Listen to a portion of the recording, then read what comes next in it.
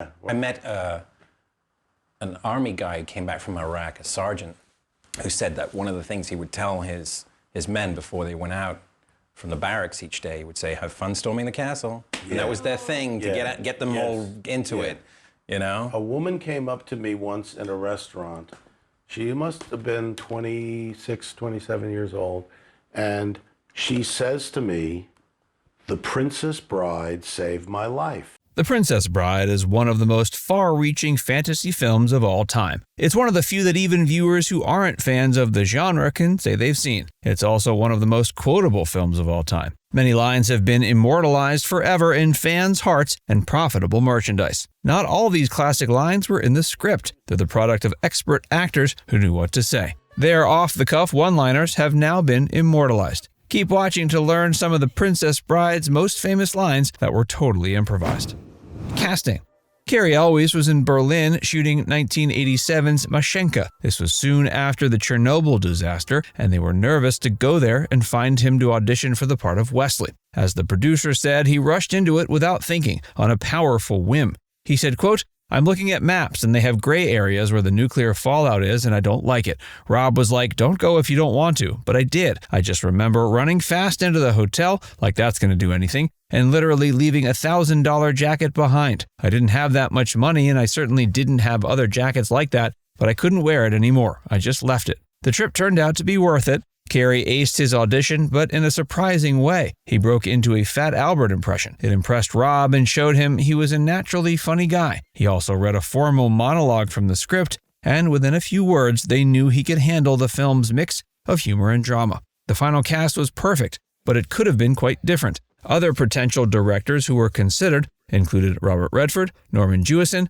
John Boorman, and Francois Truffaut. There were other casting options as well. Colin Firth almost played Wesley, Danny DeVito almost played Vizzini, Sting almost played Humperdinck, and Arnold Schwarzenegger almost played Fezzik.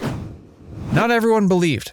Making a movie is a risky act, especially an adaptation. Handing over your novel is like giving up your baby. William Goldman, who wrote The Princess Bride, was so nervous he ruined the first few takes because he could be heard loudly praying for its success. Wallace Shawn, who played Vizzini, became one of the film's key ingredients. He was still convinced he'd get fired every day he started filming. His co-star, Christopher Guest, who played Count Tyrone Rugen, remembers a conversation they had where he said, quote, "Chris, this just isn't going to work. Rob's going to send me home. This isn't going to be good." Part of the problem was that Wallace was told he was the third choice for the part. He said, quote, "I knew I was wrong for the part because, for whatever reason, I had been informed by someone in my agency that it had first been offered to Danny DeVito and then to Richard Dreyfuss, and they had both turned down the part. Before every single shot of the film, I imagined how Danny would have played it so much better than I could. I was haunted by that during every single shot of the film." Filming difficult scenes. Several scenes in The Princess Bride were meant to shock and amaze us. They turned out amazing, but it was a difficult process to get them that way. One of the most difficult was the fire swamp. It came at the very beginning of shooting on August 18, 1986. The Dread Pirate Roberts had to carry Buttercup across a flaming swamp and save her from fire. Robert claimed it was a basic scene, but Cary joked that the fire and quicksand were a bit crazy for his idea of basic stuff. He did end up elevating the scene above basic. He wasn't supposed to originally dive headfirst into the quicksand, just to step in and hold his nose. He felt, quote, "There was something rather unheroic about jumping into quicksand feet first, especially holding one's nose." He asked to see what it would look like if a stunt double tried jumping in. When they saw he could do it, he tried it himself, despite the danger of breaking his neck. The first take is the heroic dive you see on screen. The fire swamp wasn't the only difficult scene. It was also essential to get the film's duel between Wesley and Inigo right. As Cary said, "When I got the script and it said greatest sword fight of all time, or in the history of sword fight, whatever. No pressure. No pressure, right? It was shot close up, and that meant they had to become expert fencers quickly. We trained every day, even while we were shooting, between takes. Either Bob or Peter were off camera with a whole bunch of swords in their hands, and the minute that Rob yelled cut, they would grab us. Even if we were, in hair and makeup, wardrobe, whatever, they would grab us. We'd go and train some more, and then the AD would come over and say, "Actually, we need you now." They kept up the schedule for months until shooting began November 10th. It was supposed to only take a day to complete, but it took a week. Andre's trick for memorizing dialogue.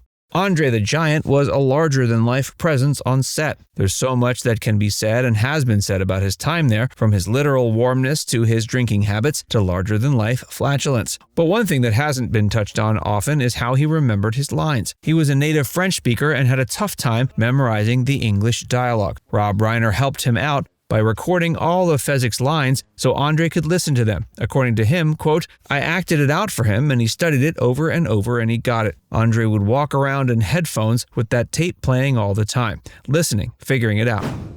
Mandy's connection to Inigo Montoya. It always helps when an actor can relate on a deep, personal level to the character they're playing. That's part of why Mandy Patinkin's performance as Inigo Montoya was so powerful. The character is motivated by revenge. He wants to kill the six-fingered man who took his father from him. Filming took place in 1986, and Mandy lost his father to cancer in 1972. He said he found it a cathartic release, a way to connect to his father one last time. He said, quote, I wanted to play Inigo because my mind immediately went, if I can get that six-fingered man, then I'll have my father back in my imaginary world. He'll be alive in my imagination. So that was it for me. It was like, I'll become the greatest sword fighter, and my reward will not to be in this movie that ended up being what it's become to all those people. My reward will be that my father will come back. Watching it later, he has a new perspective. Inigo's story shows the pointlessness of searching for revenge and how it doesn't bring loved ones back. He said his new favorite line from the film is, quote, I have been in the revenge business so long. Now that it's over, I don't know what to do with the rest of my life. The Improvised Characters.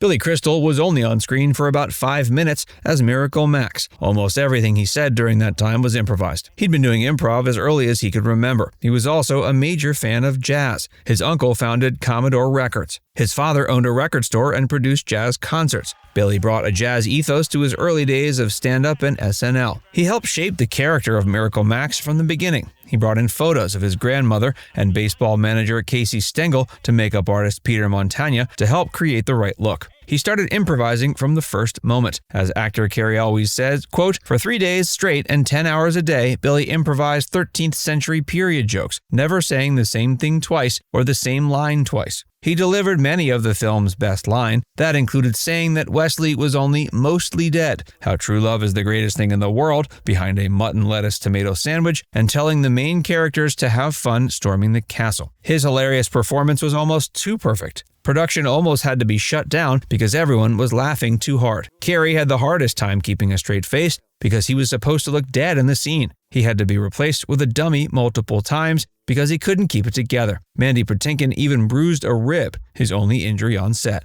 Carol Kane, who played Max's wife, Valerie, deserves credit for being able to keep up with him. She managed to act with one of the best ad-libbers of all time in a way that made them seem like an actual married couple.